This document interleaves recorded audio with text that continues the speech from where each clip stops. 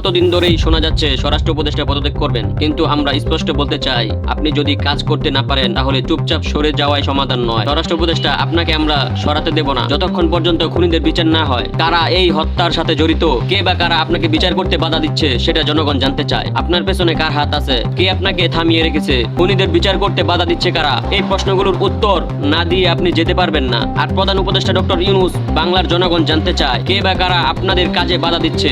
এত বড় ক্ষমতার পরও যদি বিচার করা না যায় তাহলে সেই বাধা দানকারীর নাম প্রকাশ করতে হবে। ডক্টর ইউনূস, আপনি বলেছেন ওসমান হাদিকে আপনি ধারণ করেন, কিন্তু আমরা জানতে চাই বিচার কিভাবে হবে, কবে হবে, কোন প্রক্রিয়ায় হবে। এত বড় একটি হত্যাকাণ্ড ঘটার পরও আপনি এখনো বিচার প্রক্রিয়া নিয়ে স্পষ্ট কিছু বলেননি। আমরা স্পষ্ট দাবি জানাচ্ছি, অতি দ্রুত একটি বিচার ট্রাইব্যুনাল গঠন করতে হবে। ওসমান হাদির খুনির বিচার চাই, এই একটাই দাবি। বিচারের আগে নির্বাচন নয়, বিচার চাই, বিচার চাই, অতি দ্রুত বিচার চাই। বিচারের লড়াইয়ের আপডেট পেতে চ্যানেল সাবস্ক্রাইব করুন। তথ্যের পক্ষে থাকতে এখনই চ্যানেলের সাথে থাকুন।